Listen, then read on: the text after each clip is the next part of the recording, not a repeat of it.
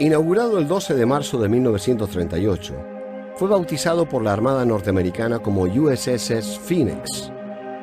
A fines de ese mismo año, en su primera navegación por la costa atlántica de América del Sur, tomó puerto en la ciudad de Buenos Aires.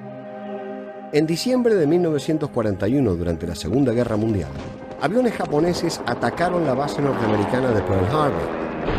El crucero salió indemne de este ataque, abriendo fuego sobre los aviones japoneses y navegó fuera de la bahía entre los poderosos acorazados envueltos en llamas.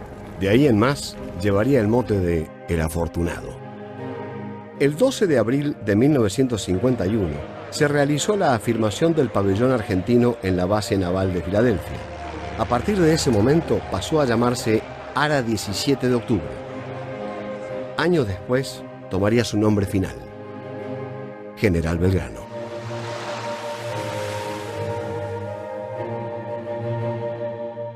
Fue el primer buque argentino que lanzó misiles e indudablemente fue el poder artillero más importante de la Armada. En 1969, el crucero Belgrano se convirtió en buque insignia de la flota de mar. El Belgrano fue el hogar de muchos marinos argentinos. Más de 10.000 hombres formaron parte de su tripulación. En abril de 1982, con 1.093 hombres a bordo, zarpó hacia las Islas Malvinas. Esa fue su última navegación. Y fue esa la travesía que lo guardó para siempre en la historia argentina. Un gusto, gente, y en este caso con una Conversaciones en la Nube muy especial, muy linda. Teníamos muchas ganas de hacer esta nota porque hemos conocido y reconocido a una persona que es un héroe, que no sé si le gustaría que le digan héroe, pero a ver, vamos al diálogo. Barrio Nuevo, Omar Barrio Nuevo, muchas gracias por estar acá, y más allá de la presentación me gustaría que vos te definas en esta historia de tu vida que incluye un conflicto bélico. No todos tienen eso en su historia, ¿no? en su mochila. ¿Cómo estás? Un gusto tenerte acá. Encantado. Primero y principal te diré que estoy contento por esta entrevista que me estás haciendo. Está un poco olvidado. Ya empezamos a reflotar nuevamente. Me vas a tener que dar una mano en el sentido de que por ahí me olvido lo que vos me preguntás. No, yo te pregunto, ¿vos te definís un héroe? ¿Estuviste? A ver, vamos, a ver. Primero, no soy un héroe. Para mí los héroes son aquellos 649 hombres que quedaron en el sur. Ellos sí llevan bien estampada la palabra héroes. Nosotros somos excombatientes que hemos tenido la posibilidad de estar con el enemigo frente a frente, la gente de ejército principalmente, y de marina, infantería marina. En el caso mío particular, barco, que no lo vi al enemigo, pero sí fui sorprendido por un torpedo. Y este año, y lo charlábamos un poco, ha tenido como mucho impacto, se ha recordado muy fuerte todo esto, y apareció una foto que se vio en los medios, que acá capaz que no se ve tan bien porque está el vidrio, pero esta foto me parece que movilizó mucho, ¿no? Sí, correcto. Esa foto tiene una historia muy especial, primero y principal porque los protagonistas de ella soy uno yo, el otro el capitán Bonzo, ya fallecido. Tal es así que esa es una de las primeras fotos que sacaron, ¿no es cierto?, que se dieron se publicaron, y él me obsequió ella, que está con la leyenda de él, el escudo naval y su firma y su sello. Es una foto que atesoro muchísimo porque a través de esta guerra ha salido una amistad muy especial con este señor Capitán Bonzo. Aparte, como comandante, 10 puntos, y como persona después de la guerra, ha sido un excelente, diría como un padre, para mí y para el resto de la dotación. Siempre estuvo presente en todos los actos y a su vez ayudando a la gente. Por ahí en la red vi una carta, que no sabía esto yo, que le mandó a una chica de 11 años a Olavarría. Está publicada, no la quise leer porque por ahí yo leo algunas estrofas o algunos párrafos de algún contenido que venga de la parte del Capitán Bonzo, me emociono y es como que me empiezo como a sentir mal. ¿Y cómo fue esta relación? Vos ahí contabas y leía en las crónicas, ahí estoy inflando el salvavidas. Estabas en un barco hundiéndose. Es así tal cual la crónica, él no sabía si abandonar el barco o no como capitán y vos estabas ahí. Sí, correcto, yo estaba en la parte alta del buque, yo después empiezo a descender, son casi 3 pisos así de la superficie. Cuando yo llego a la cubierta principal lo encuentro a él, que iba camino hacia una balsa y con un cuchillo en la mano que había sacado de la cocina para cortar una soga y que la balsa vaya al agua. Bueno, ahí hubo un cambio de palabras, que él me ve y me ordena que abandone la unidad. Entonces yo, más o menos observando ya por los tiempos que uno tiene en el mar y navegando, de que este hombre era como que quería cumplir con su condición de comandante, de irse a pique, ¿no es cierto?, o hundirse con el pabellón y el barco. Lo vi en ese estado así. Entonces conversamos un poco más. Le dije que yo no me iba a ir si él no se iba, porque él me servía como comandante para otra unidad. Entonces ahí me ordena que colaborara con él y tarea que era propia de él, que más de una vez me dijo, colaborar en cubierta, llevando a la gente hacia una soga que habíamos improvisado con sábanas para que fueran a la balsa. Gente quemada, quebradas y con un montón de condiciones, digamos, de accidentes a efecto del torpedo. ¿Cómo fueron eso? ¿Vos cómo te los recordás esos minutos? ¿Los recordás desde qué lugar? Porque vos sos un hombre de la Armada, ¿no es cierto? Sí. Vos sos un marino. ¿Cuál es tu recuerdo? Porque te estuviste preparando también para vivir momentos así. Bueno, como todo marino, ingresa a la institución, ¿no es cierto? Y tiene que hacer una serie de cursos según la especialidad que tenga. En el caso mío particular, armas, especialista en armas. Y a su vez curso de cómo navegar y en un caso de naufragio, cómo tratar de aplicar la supervivencia en el mar. Este es un ejercicio que se practicaba cada vez que el barco sale a navegar. El primer zafarrancho que se toca para adiestramiento es abandono de la unidad, ya sea por efecto de guerra, por efecto de impacto con otra unidad o algún accidente que pudiera dar la pauta de que el barco se hundía. Entonces cada cual tenía que saber su puesto de abandono en forma correcta y sin entorpecer la maniobra de que otro miembro de la tripulación pueda llegar en forma normal a su balsa. Para eso la teoría dice de que el hombre tiene que circular dentro de la unidad en el sentido de la aguja del reloj. De esa manera, creo que todo el personal, los 1093 tripulantes, con excepción de aquellos que se quedaron en el barco, todos aplicaron esa técnica, digamos así, porque fue positivo el desembarco. Y se salvó mucha gente gracias a esa forma que teníamos de haber estado bien instruidos para poder lograr un mayor salvataje. ¿Cómo fueron esos minutos? Bueno, son minutos muy fatales. En el caso mío particular, yo en el momento que sentí el impacto del torpedo, no sabía qué es lo que había pasado. Pensé que era una puerta que se había cerrado. De manera que escucho el vigía, que estaba al costado ahí, que grita, fue un torpedo. Desesperación en ese momento, sí, lógicamente, pero pensé de que el barco iba a tener muchas horas de flotabilidad hasta irse a pique. Nunca pensé que iba a ser una hora. En base a la teoría que teníamos de que por la construcción y los astilleros cuando construyen una nave, dice, bueno, este barco, al crucero principalmente, 8 torpedos y como mínimo 7 horas para que se hunda con 8 torpedos bien puestos. Este fue 1, 2 y se hundió en menos de una hora. Lógicamente que descartamos los torpedos de aquella época, del año 35. Claro. Este era un barco del crucero Belgrano. Ya vamos a hablar del crucero, seguimos con esos minutos. Entonces eso ha hecho de que el barco sufra el impacto de inmediato, una escora de 15 grados hacia la banda de babor. Y, eso en los minutos, ahí nomás. Automáticamente fue, porque vos te imaginarás la forma que ingresó el agua y el efecto que produjo la rotura de la proa, que se cortó la proa, que todo el personal de control de avería, que se llama, que son maquinistas, no pudieron lograr parar el caudal de agua que ingresaba, cerrando las puertas. E informaron al comando de que toda la información en ese momento era viva voz. Claro. Y de que no había posibilidad de que el barco tuviese más tiempo flotando.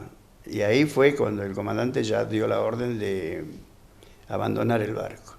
Que creo que para un comandante es la orden más fría y dolorosa que puede sentir un comandante, porque ya es como despejarse de toda su tripulación y que quede librada al azar en el mar. Vos eras un hombre de la Armada, sos un hombre de la Armada, pero allí en el barco también había... ¿Quiénes integraban la tripulación? ¿Había chicos, conscriptos? ¿Cómo era? El barco estaba constituido por personal de oficiales, suboficiales, cabos, suboficiales superiores, subalternos, cabos, marineros, conscriptos. Una gran cantidad de conscriptos y de marineros, que son los pioneros de mantener la unidad en condiciones limpias, ordenadas, y también, lógicamente, colaborando con, en el caso mío personalmente, yo tenía un cañón de 5 pulgadas a cargo y tenía 13 soldados, que eran los que colaboraban para el tiro y también para mantener que ese cañón esté presentable en el transcurso del día o permanentemente y para que tenga durabilidad. Claro, claro. Y que esté en condiciones de tirar en cualquier momento. Pega el primer torpedo. Inmediatamente el barco se comienza a inclinar, el caudal de agua no frena, ingresa. ¿Cómo sigue? Bueno, el segundo torpedo yo no lo noté porque no sé si serían los nervios. Los nervios estaban presentes. Todo ser humano tiene nervios ante una inminencia así de un enemigo tan potente. Y más sabiendo que tenés que dejar el barco. Yo en ese momento bajo totalmente tranquilo y sabiendo, como yo al crucero le di 12 años de mi vida, entonces tenía esa seguridad de que iba a tener tiempo para un montón de cosas más, y a su vez bajo a cubierta principal porque ya la orden era abandonar el barco, a ver de qué forma yo también tenía que abandonar y sumarme a ese zafarrancho. Y ahí fue cuando yo lo encontré al comandante que venía por cubierta. Venía con un cuchillo en la mano, lo había retirado de la cocina porque él veía que había muchas balsas que estaban instaladas en el barco.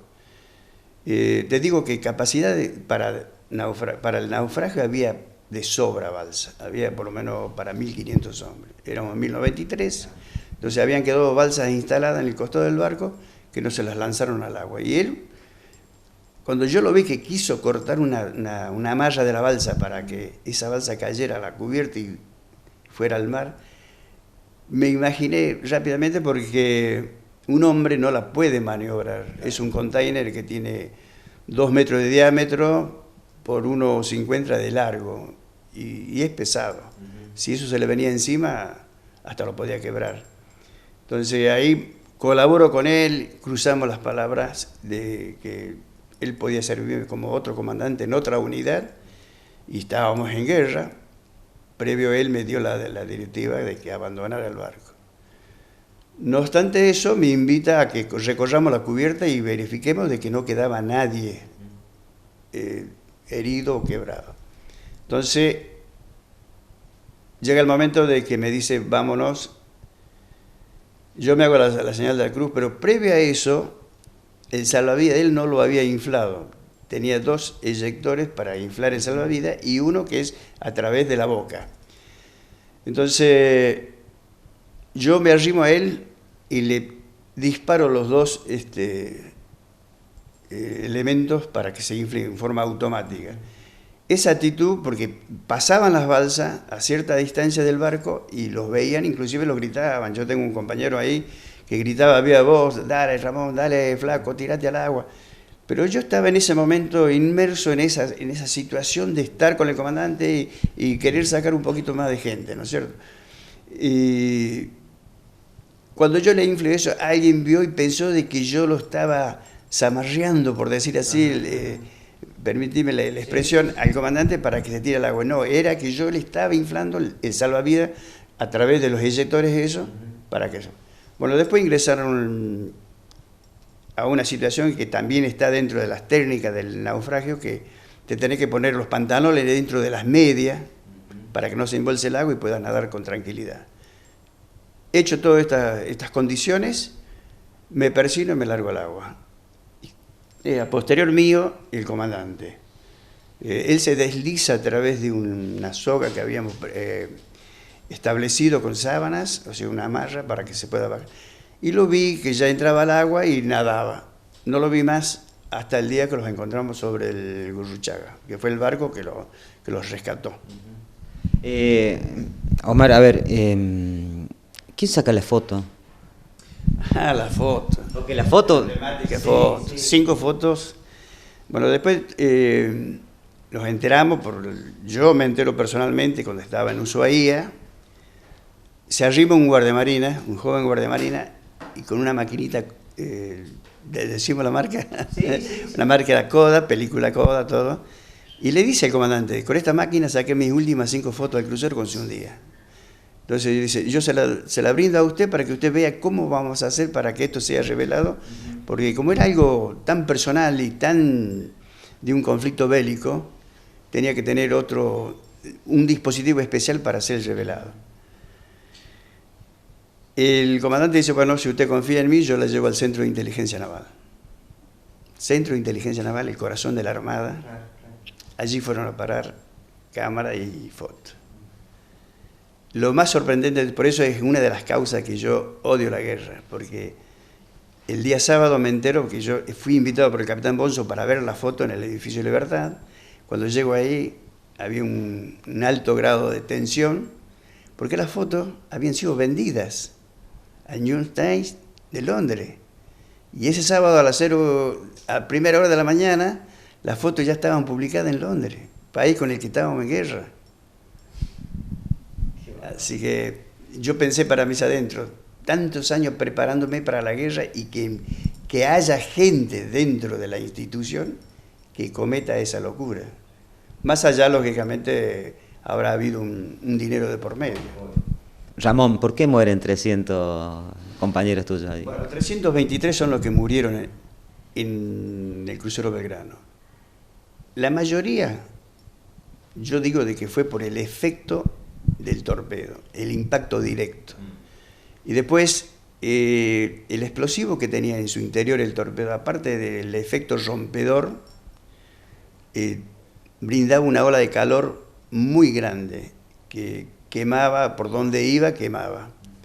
Y eso ha generado, digamos, una psicosis de pánico dentro de la gente, que disparó, lógicamente. Y al disparar, digamos así, para buscar salida, ha tropezado con algún elemento punzante, se cayó, porque inclusive se escuchaba voces. Yo me acuerdo clarito de que había gente que pedía socorro, pedía ayuda. Han quedado enganchados en alguna cadena, en algún grillete por allí, o quebrado. Eso es lo que ha producido esa onda expansiva con mucho calor, que inclusive hay gente quemada totalmente. Y ese fue lo que más generó muerte. Después, bueno, por frío, por congelación, y aquellas balsas que traían menos de 20 personas fueron muertos. ¿Por qué? Porque sufrieron tanto frío dentro de la balsa que no llegaron a poder sobrevivir. Inclusive cuando los encontraron, porque se encontraron balsas a los 5 días, 6 días, estaban todos abrazados. Porque dice la técnica de supervivencia de que te tenés que abrazar, te tenés que dar calor entre uno y otro, frotarse las manos, darse calor para poder sobrevivir. Y nosotros, por ejemplo, en la balsa que yo venía, hasta nos orinábamos encima. Y estábamos todos sentaditos, 20 personas, cómodamente, Y en el medio de la balsa venían todos los pertrechos que es para navegación de la balsa, elementos para comer, agua en sachet, equipo de señalamiento y un equipo para largar la señal de emergencia, que es un magneto, ¿no es cierto?, que se le da manija, produce una señal ya establecida y eso hace que cualquier barco que esté navegando en zona o fuera de la zona puede dar la vuelta al mundo eso. Ramón, ¿y tuviste miedo en algún momento? Sí, el miedo yo creo que está presente, pero el hecho de ver gente con problemas, de que no podía moverse, uno lo hace al lado al miedo, por decir así. Y enfrentar una situación como la que yo enfrenté con el comandante, por ejemplo, es como que yo estaba actuando sin miedo. Pero sí me dio miedo, por ejemplo, en ciertos momentos, cuando uno empieza a meditar, más cuando estás dentro de la balsa, que mientras a mirar las caritas y todo en oscuro, pero cuando había una claridad así y teníamos una lamparita que se prende con el efecto de una pila seca, que hay que echarla al agua y esa produce una corriente, una lucecita. Mirábamos las caritas, venían conscritos, marineros, cabos, y le veía esa carita así, así sentía miedo.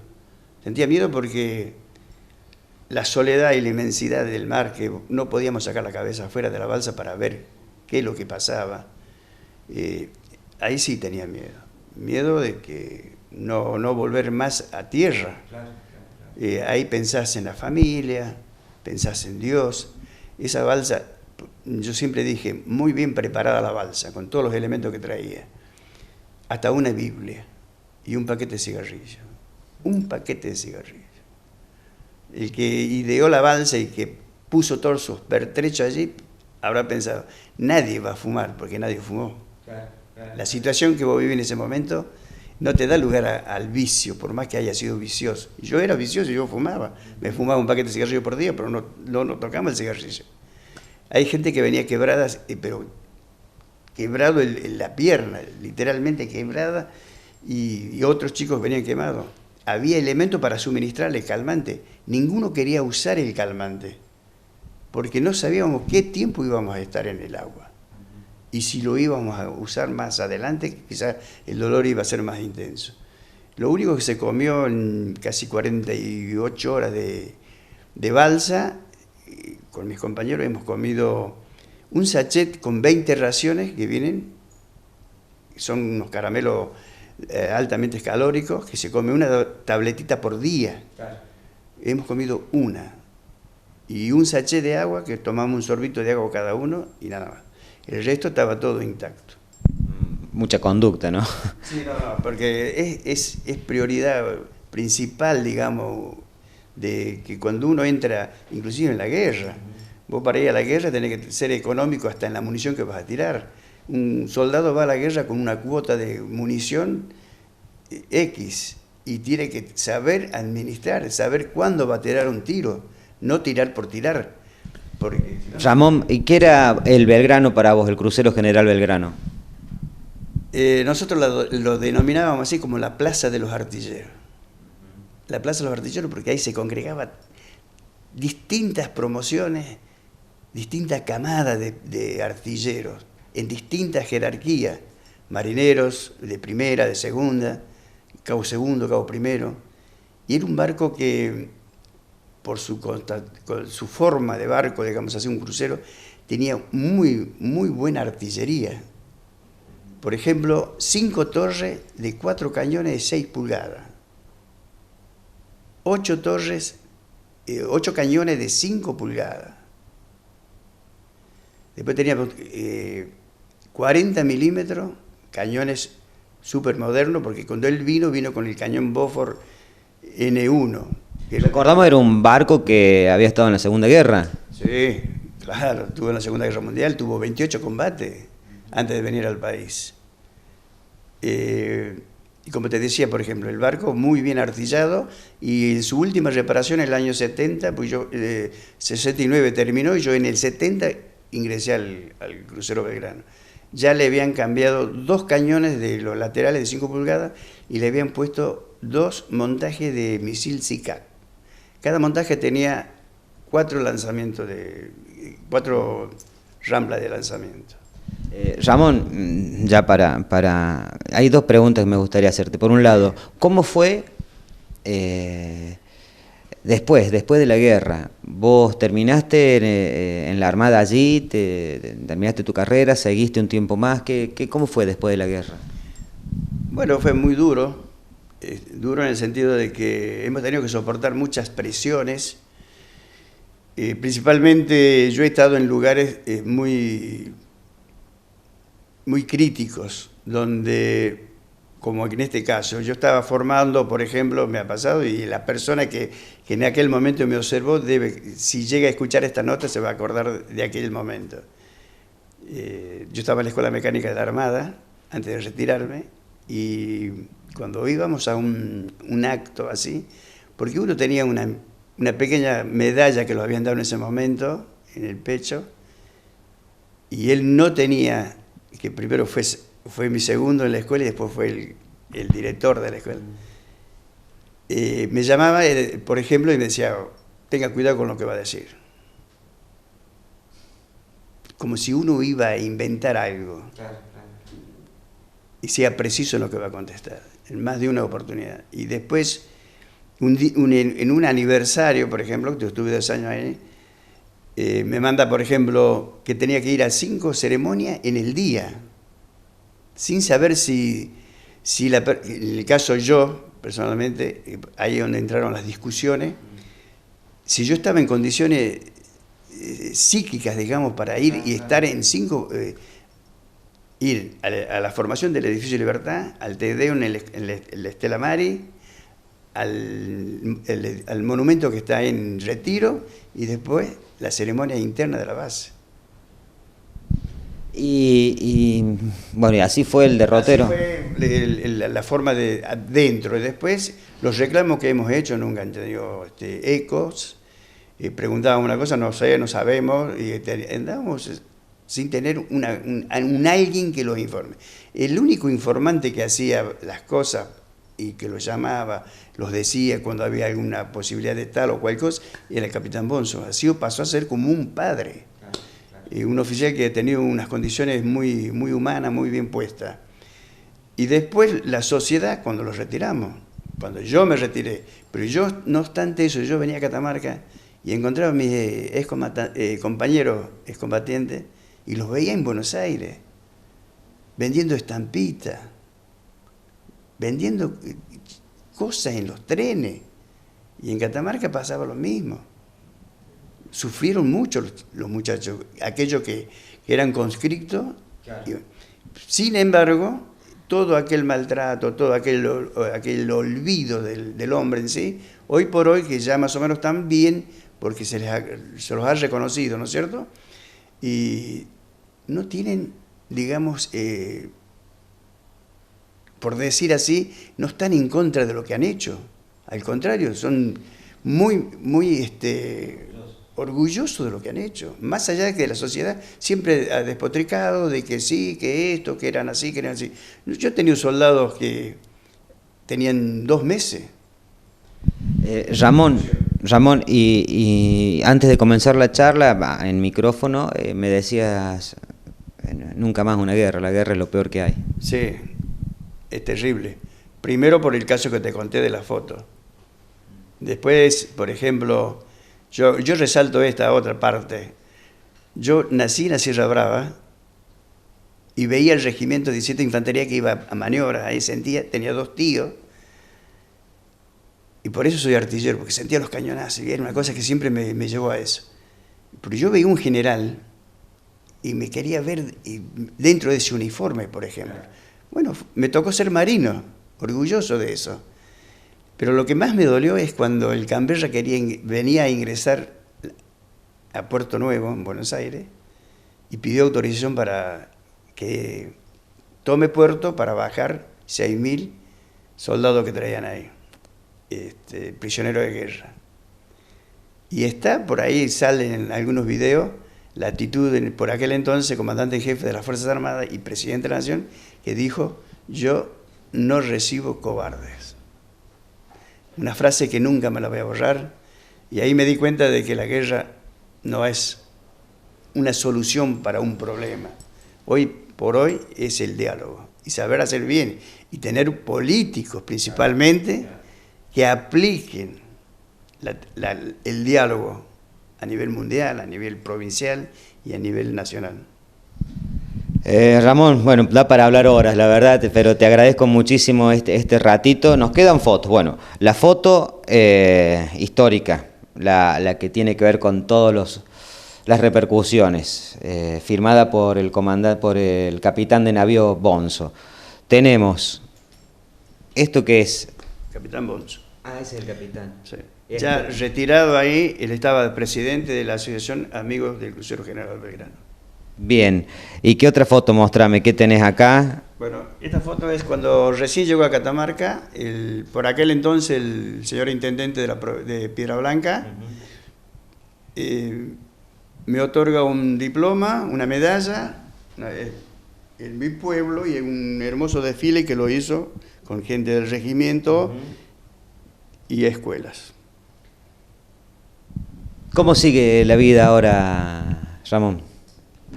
Bueno, no hablemos de todo, ¿no? Bueno, mi vida ahora, por ahora, bien. Y más contento, este año mucho más contento por todo esto que estoy viviendo, principalmente con vos, que estamos charlando del tema. Para nosotros, para todo aquel excombatiente, dar estas charlas, conversar, tener este diálogo, es muy importante, es una descarga a tierra. Felicitaciones y, bueno, gracias por los servicios prestados a la patria, señor. Por favor, el agradecido soy yo por tenerme en cuenta y hacerme esta invitación. Te dije anteriormente, el Ancasti a mí me ha hecho muchas entrevistas y muy lindas. Y yo soy un agradecido de este diario. Muchísimas gracias. Con nosotros, bueno, para nosotros sí es un héroe de Malvinas, sobreviviente del crucero General Belgrano.